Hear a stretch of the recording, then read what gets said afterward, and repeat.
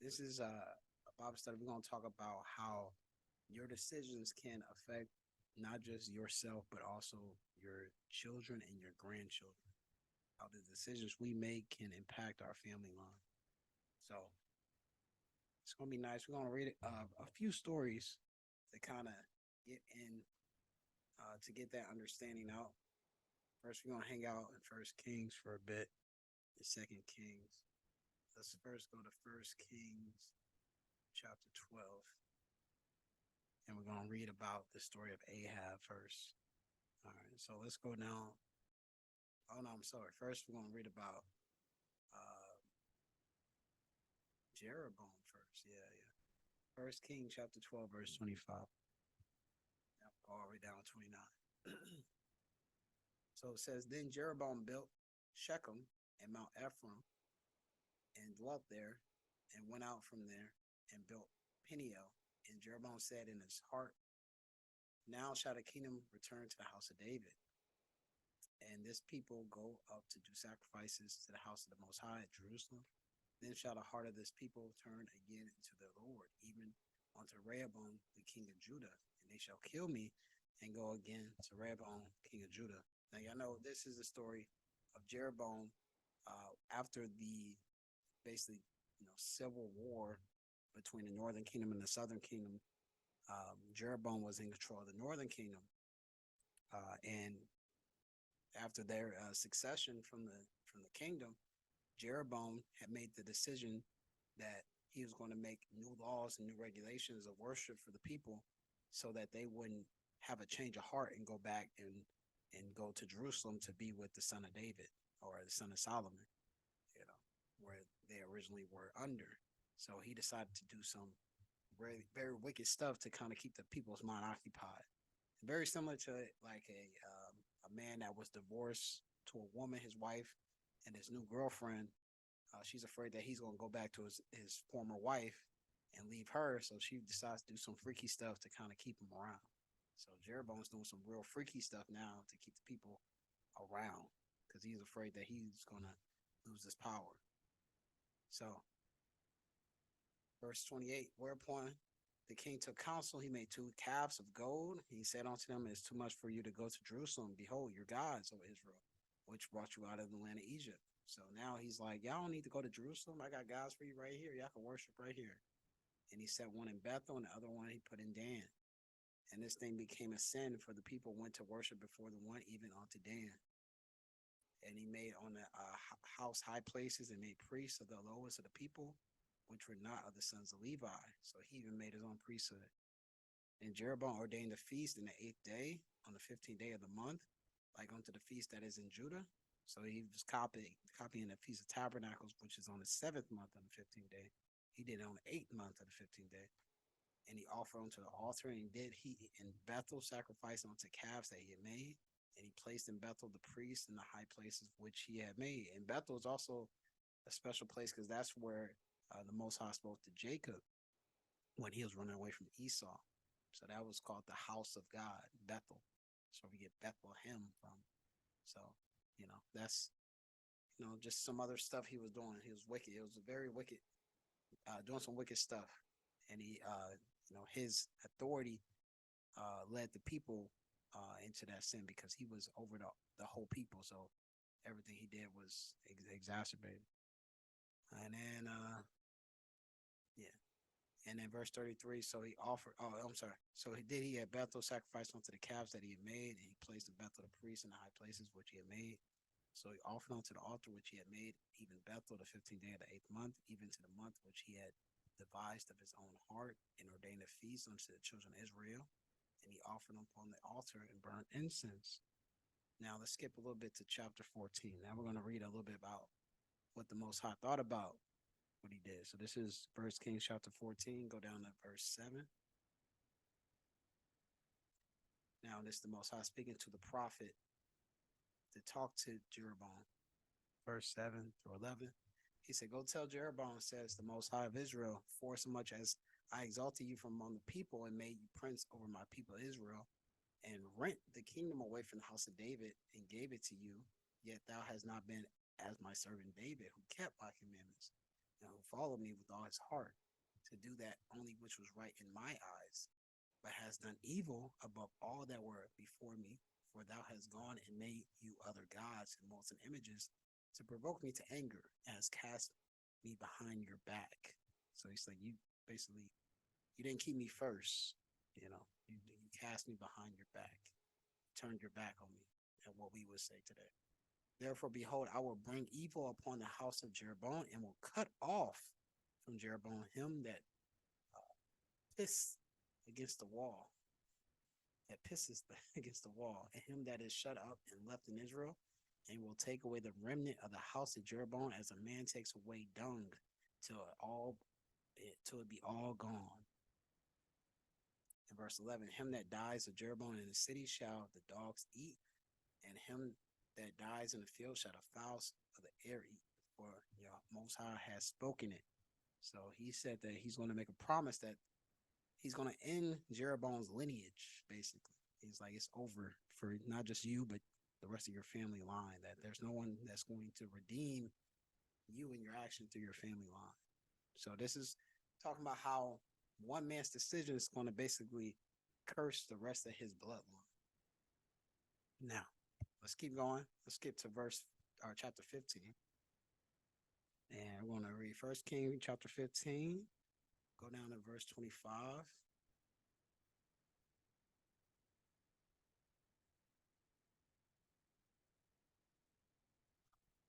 So 1 King chapter 15, verse 25 to 30. And Nadab, the son of Jeroboam, began to reign over Israel the second year of Asa, king of Judah, reigned over Israel 2 years. And he did evil in the sight of the Most High and walked in the way of his father, and in the sin wherewith he made Israel to sin. And Baasha, the son of Hijah, a house of Issachar, conspired against him, and Baasha smote him at Gibbethon, which belonged to the Philistines. For Nadab and all Israel laid siege to Gibbethon. Even in the 3rd year of Asa, king of Judah, did Baasha slay him and reign in his stead. And it came to pass when he reigned that he smote all the house of Jeroboam. He left not to Jeroboam any that breathed, until he had destroyed him according to the saying of the Lord, when he spake unto the servant Ahijah the Shilonite. So this man named Baasha, he was ordained to basically fulfill the prophecy that the Most High had promised to Jeroboam. And he didn't kill Jeroboam there.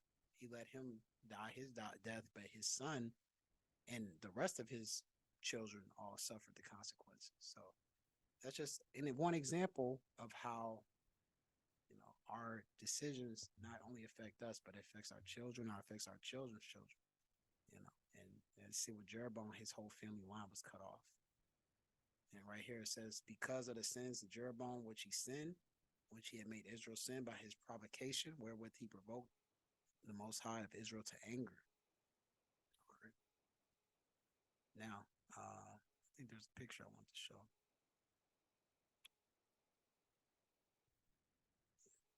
This right here. This is a picture. So this is Jeroboam. That was the son of Nadab. That's Baasha. He just wiped it out right there. So this is Jeroboam, Nadab, Baasha. So Baasha, he destroyed Jeroboam's lineage. Now Baasha is going to be the king. And then also Baasha, he's going to have a son, but it's going to be a rebellion against his people. And then Omri is going to reign, and Ahab is going to be his son. And that's when we know Ahab and Jezebel. One thing about Ahab and Jezebel, they had, their son, Jeroboam. They also had a daughter named Athaliah, and Athaliah was married to Jeroham. There's another Jeroham, two Jerohams.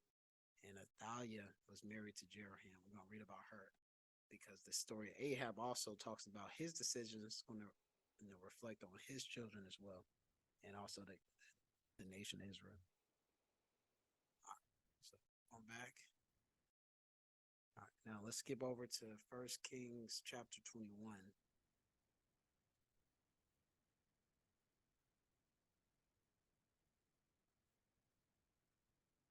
All right, so let's read. So Ahab covets Naboth's vineyard, So First Kings chapter 21, verse 1, we're gonna read the whole chapter. And it came to pass after these things that Naboth the Jezreelite had a vineyard, which was in Jezreel, hard by um, hard by the palace of Ahab, king of Samaria. So this man named Naboth, he had a vineyard, he had a land that was right next to the palace, right? And Ahab spoke unto Naboth, saying, give me your vineyard, that I may have it for a garden of herbs, because it is near unto my house, and I will give you for a better vineyard than it. And it seems good to you, I will give you worth of the money.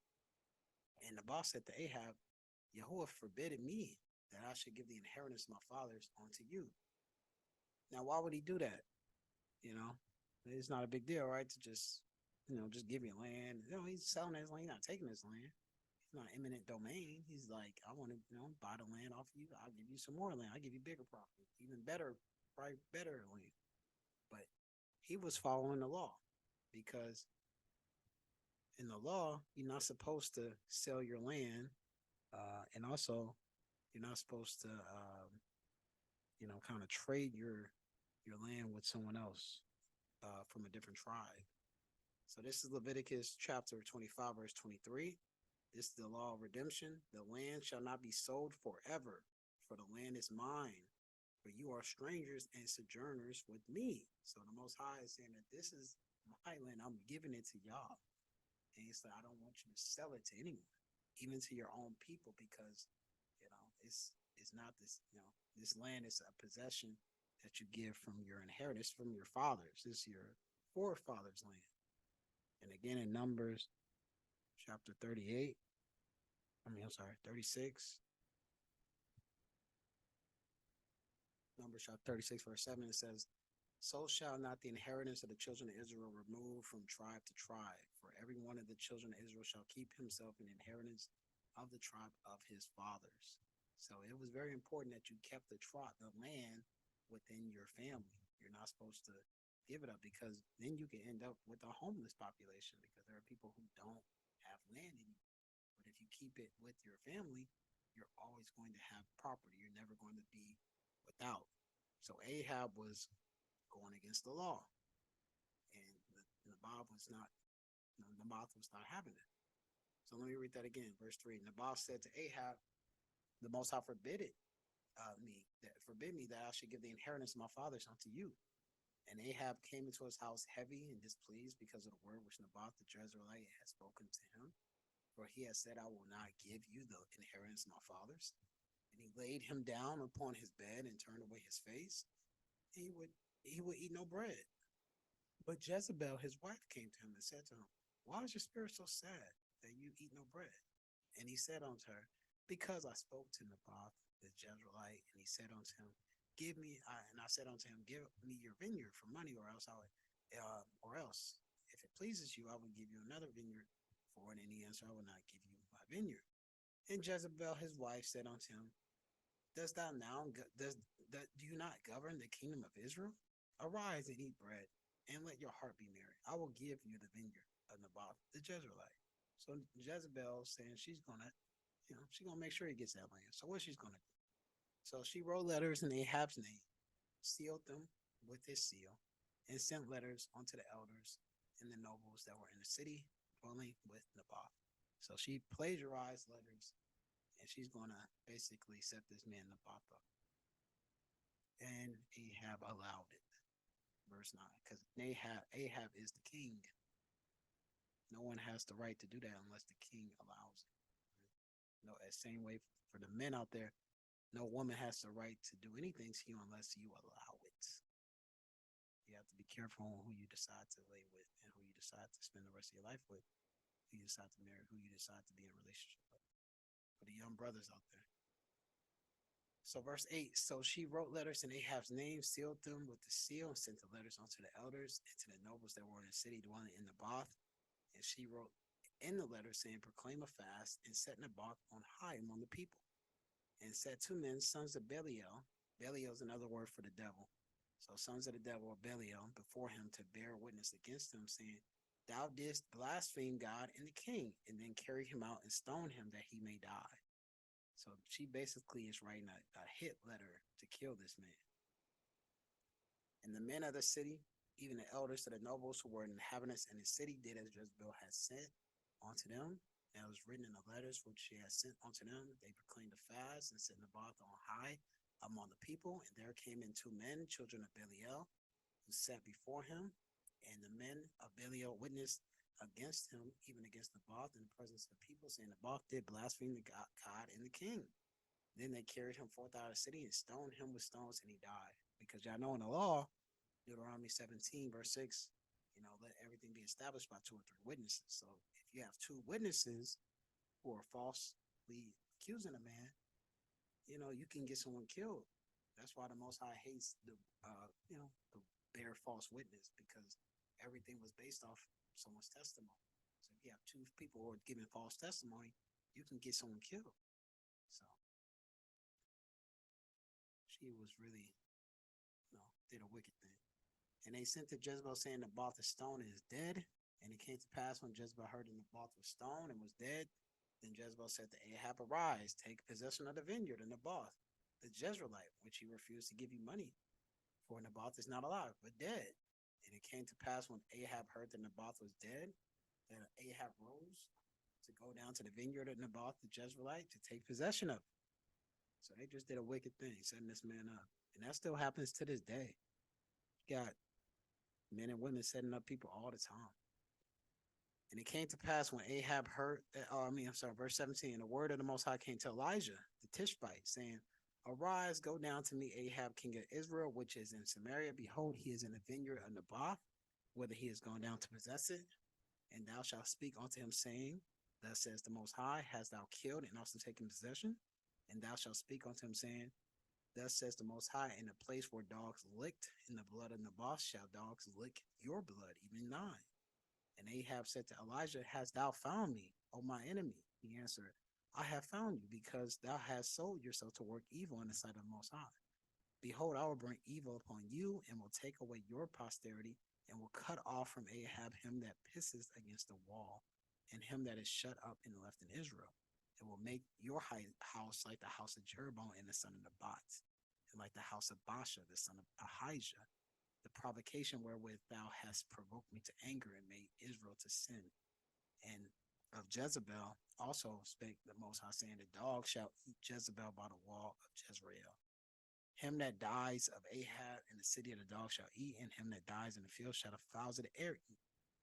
And there was none like unto Ahab, which set himself to work wickedness in the sight of the Most High, whom Jezebel his wife stirred up. All right. Let's stop right there.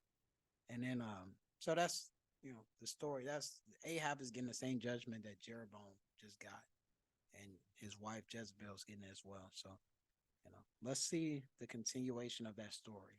Let's see how it fulfills. So let's go to 2 Kings chapter 8. We're gonna start at verse 16. All right. In the 5th year of Joram, the son of Ahab, king of Israel, Jehoshaphat being king of Judah, Jehoram, the son of Jehoshaphat, king of Judah, began to reign. Now there are two Jerahams at the same time. Or I'm sorry, Joram and Jeraham. All right, now this is the son of Ahab, right? So he's reigning 30 and 2 years old when he began to reign, and he reigned 8 years in Jerusalem. And he walked in the way of the kings of Israel, as did the house of Ahab, for the daughter of Ahab was his wife, and he did evil in the sight of the Most High. So now Judah is joining in with Israel, because now the king of Judah is married to the son of Ahab and Jezebel. Or I'm sorry, he's married to the daughter of Ahab and Jezebel. All right. Yet the Most High would not destroy Judah for David, his servant's sake, and he promised to give him always a light to his children. All right. So that's just the context. Let's set that up. Now let's go to chapter 9. Go down to verse 27. And when Ahaziah, the king of Judah, saw this, he fled by the way of the garden house, and Jehu followed after him. And he said, smite him also in a chariot. They did so, going up to Gur, which is in Ibleam, and he fled to Megiddo and died there. His servants carried him in a chariot to Jerusalem, buried him in a sepulchre with his father in the city of David. In the 11th year of Joram, the son of Ahab, began Ahaziah to reign over Judah. And when Jehu came to Jezreel, Jezebel heard of it. She painted her face and tied her head and looked out the window. And as Jehu entered the gate, she said, "Had Zimri peace who slew his master?" And he lifted up his face to the window and said, "Who is on my side? Who?" And there looked out to him 2 or 3 eunuchs. And he said, "Throw her down." So they threw her down, as some of the blood was sprinkled on the wall and on the horses, and he trod her underfoot. And when he was come on, he did eat and drink, and said, "Go see now this cursed woman, bury her, for she is the king's daughter." And they went to bury her, but they found no more of her than the skull and her feet and the palms of her hands. Wherewith they came again and told him and said, "This is the word of the Most High, which he spake by his servant Elijah the Tishbite, saying, The portion of Jezreel shall the dogs and the flesh eat." Right? And the carcass of Jezebel shall be dung upon the face of the field, and the portion of Jezreel, so that they shall not say, "This is Jezebel." So this is the judgment. What a lot of people say is karma. It's really just the judgment that the Most High put on Ahab and Jezebel because of the sin they did in Jezreel. So the same place where they set up a man to get killed, that's where they got killed. So, cool. Now, keep going. Let's go to 2 Kings verse chapter 11. We're going to see some more stuff.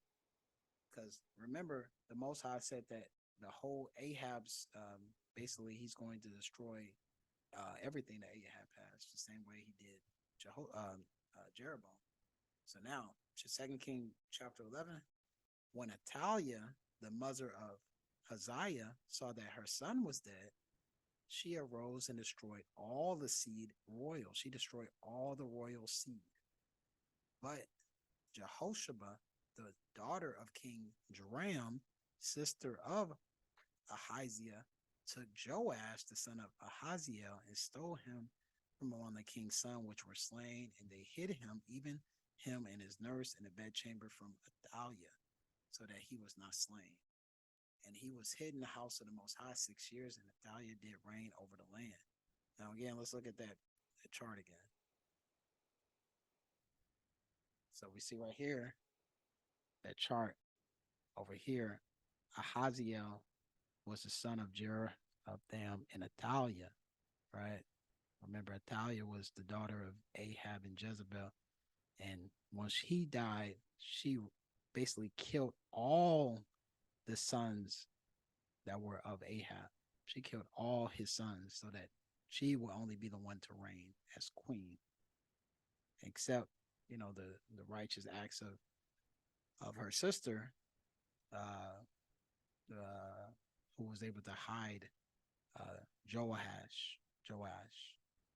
So, but that's what's crazy, because Athaliah, she not only killed this king's son, she killed, those were her grandchildren. Those were her grandsons. Like, she killed her sons and her grandsons to reign as queen. That's what made it so wicked. I was like, it's wicked upon wickedness upon wickedness. And then she reigned on the land. So, she gonna get dealt with. But let's keep going. So they hid that son for for about 6 years. And then when the time was right, they ordained him as king. So let's skip down to verse 13. And it said, when Athaliah heard the noise of the guard and the people, she came to the people at the temple of the Most High. And when she looked, behold, the king stood by the pillar, as the manner was, and the princes and the trumpeters by the king, and all the people of the land rejoiced and blew with trumpets. And Athaliah rent her clothes and cried, "Treason, treason!" And Jehoiada, the priest, commanded the captains of the hundreds and officers of the host, and said unto them, "Have her forth without the ranges, and him that follows her kill with the sword." For the priest had said, "Let her not be slain in the house of the Most High." And they laid hands on her, and she went by the way by the which the horses came into the king's house, and there was she slain. And Jehoiada made a covenant between the Most High and the king and the people, and they should be the Lord's people, because the king also and the people. Ooh, good. And then verse going down to verse 21, 7 years old was Joash when he began to reign.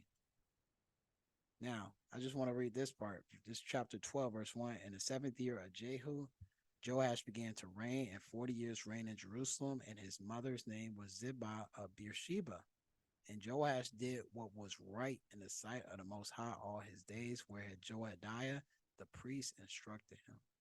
Good. So now we see finally some redemption for the kingdom of Judah because they were being plagued by Ahab and Jezebel's influences. But you see that now with proper instruction, he was able to live a righteous life and lead the people in a righteous way.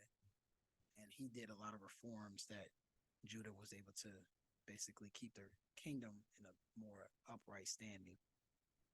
All right. But this is also just, the examples of how decisions that we make can affect not only ourselves, but our children and our children's children. We see that time and time again in the book of Judges. Now, I want to read a story about how our decisions can positively affect us. So this is Joshua chapter 6. We're going to go down to verse 21. This is when Joshua and the Israelites, they go into Jericho, and they're about to kill everyone in Jericho. So verse 21, they utterly destroyed all that was in the city, both men and women, young and old, and ox and sheep and ass with the edge of the sword. But Joshua has said unto the two men that have spied out into the country, go into the harlot's house and bring out thence the woman and all that she has, and ye swear that as you swore unto her. And the young men that were spies went in and brought out Rahab and her father and her mother and her brethren and all that she had. And they brought out all her kindred and left them without the camp of Israel. And they burnt the city with fire and all that was therein, only silver and gold and the vessels of brass and iron they put in the treasury in the house of the Most High. In verse 25, Joshua saved Rahab the harlot alive in her father's household and all that she had, and she dwelt in Israel even unto this day, because she hid the messengers which Joshua sent to spy out Jericho.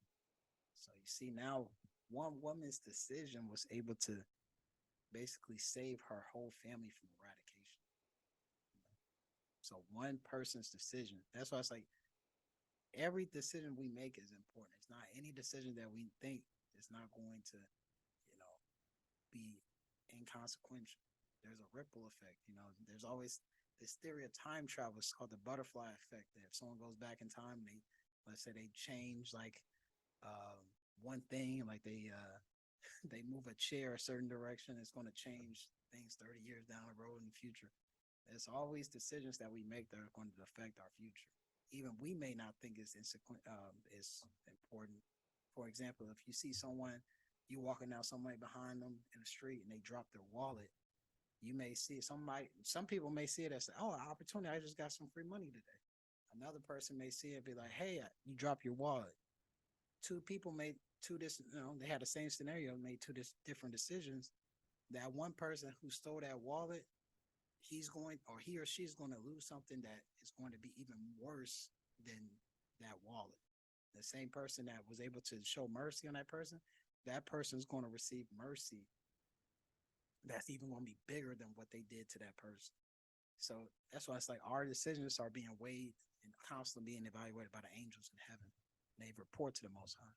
So we should never think that our decisions are not important, because they affect ourselves, they affect our children, they affect our grandchildren.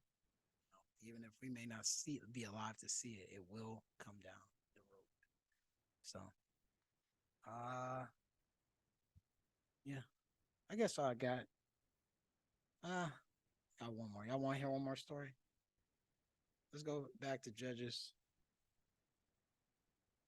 chapter 9. Actually, chapter 8. The story, this is Gideon. This is Gideon after he won his battle.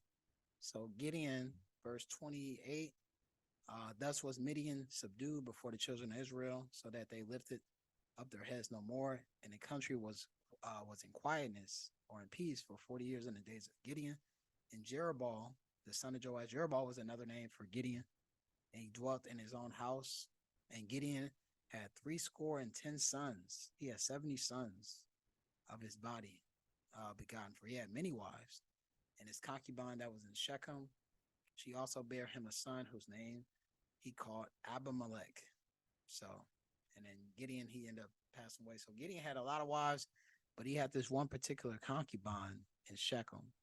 You gotta be careful about that because some of the concubines that these men had, they didn't really see them as their legitimate children, what we would call an illegitimate child, you know. So it's like sometimes they don't feel the love when they are from an ordained marriage. So you got to kind of watch for those children because sometimes they end up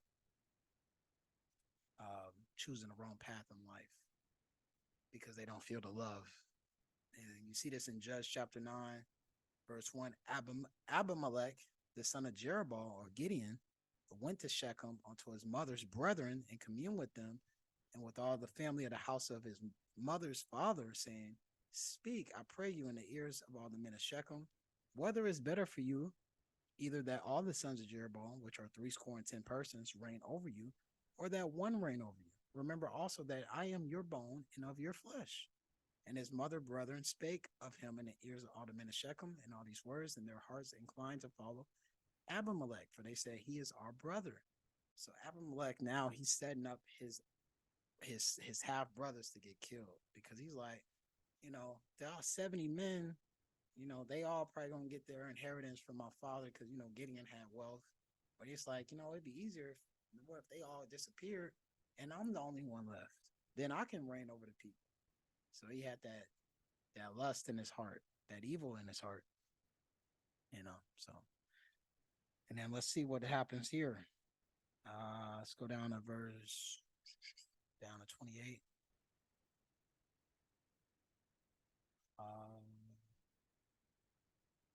And Gal, the son of Abed, said, Who is Abimelech? Who is Shechem, that we should serve him? Is not he the son of Jerubbaal and Zebul his officer? Serve the men of Hamar. Serve the men of Hamar, the father of Shechem. But why should we serve him? And would to God his people were under my hand? Then would I remove Abimelech. And he said to Abimelech, Increase thy army and come out. And when Zebul, the ruler of the city, heard the words of Gal, the son of Abed, his anger was kindled. And he sent messengers unto Abimelech privily, saying, Behold, Gal, the son of Abed, and his brethren be come to Shechem, and behold, they fortify the city against you. Now, therefore, up by night, thou people that is with thee, flee with thee, and lie in wait in the field.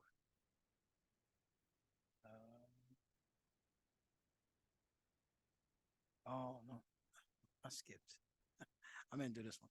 When Abimelech had reigned 3 years over Israel, then God sent the evil spirit between Abimelech and the men of Shechem, and the men of Shechem dealt treacherously with Abimelech, that the cruelty done to the 70 sons of Jeroboam might come, and their blood be laid upon Abimelech, their brother, which slew them upon the men of Shechem, which aided him in the killing of his brother. So now Abimelech is going to face the same betrayal that he did. So, just like in life, what they say, everything that goes around comes back around. The things that you put out into the world is going to come back on you eventually. But you may not feel it then because, like it says here, Abimelech, he reigned for 3 years. 3 years, he was the king. So he probably felt good. He's like, I got away from killing my brothers. I'm the king of Israel. He's like, oh, man, this is great. But then that same energy of betrayal that you just did is going to come back to you. That's why it's like a lot of men, a lot of them say that, they say, I can never get married. And why you can't get married? Because they was like, I slept with too many wives. They was like, I can never trust a woman. Because they understand that they did so much by, breaking a marriage covenant and sleeping with another man's wife, committing adultery. They feel like if I get married, I know someone's going to commit adultery on me. They're going to sleep with my wife. So they feel that constant sense of quote unquote karma coming back on them all the time. So they feel this sense of paranoia. So they're like, I'd rather just live in sin than ever live righteously because I know that once I do, that's going to be the end of my life. So, they'd rather just live in that way. So a lot of people have that sense of mentality, like, it's no point in me ever getting right because I know all the wrong I've done. I'd rather just die. It's similar to that movie, The Manchurian Candidate, where the guy he was being mind controlled, but he understands all the things he did. He was like, just kill me because there's no redemption for me. He's like, I'd be better for me to just die. So again, decisions we make, they're going to come back on us. Even if they don't come back on us, they're going to come back on our children. But um, I just wanted to put this story in here because this wasn't his sons didn't die because of something that Gideon did. This is just sometimes the unfortunate uh, thing of life. Things just happen that we can't control. We just have to put the Most High first and pray that we're never in these situations. But some things we can't control. Some things, death is going to happen to us all. Unless we get caught up in the resurrection before the resurrection. But it's just a process that we happen to go by, and some people they just have to have an early demise. So this is the last scripture I want to talk about. It's Ecclesiastes.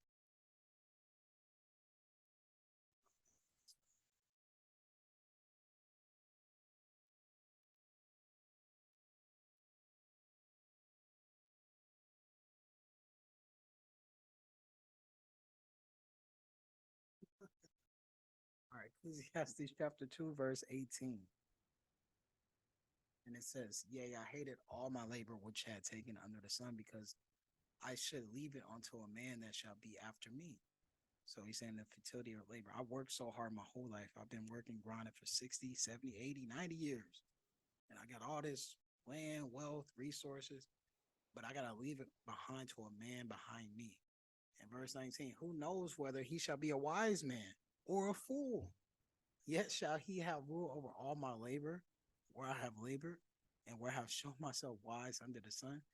This is all vanity. That's why it's like, even with your hard work and your creativity and the things that you put out in this world, you can't put your whole hope in that, because you never know if you put everything, like, I work so hard for this restaurant or this building or this home or this property, and then you give it to your whatever, your son or your daughter, your grandson, granddaughter, and they end up selling it. Maybe even before you even die, you might be in a retirement home and find out your property's on sale, or they sold your business, or they tore it down, they just sold it for money. You got to keep the Most High first and be like, you know what? The Most High judged me for what I did in my life. May the Most High judge what this person does in their life. But, you know, I'm going to go one day, and I can't take anything I did or accomplished in this world with me. So it's all going to stay here. But hey, I did my job. You can't you can't hold so much emotional attachment in this world to things, especially to people who may not have the same regard as you. You may have a very faithful spirit. Your son or daughter may not have that same uh, proclivities that you have on regards to how life should go. They may feel like, you know what, my mom or my dad did this. They thought that this was important. I don't really see the importance of keeping a Sabbath. I don't really understand why we got to do a Passover, even though they explained it to me all the time. You know what? I don't understand the importance of being with my own people, marrying a woman of my own tribe. I don't really understand that. I don't really care to know that. I don't care about my beliefs. I don't care about my culture. I just want to have fun. You have to be mature enough and really spiritual enough to just keep the Most High first in all times and be able to let go of things that you can't control. So that's all I got.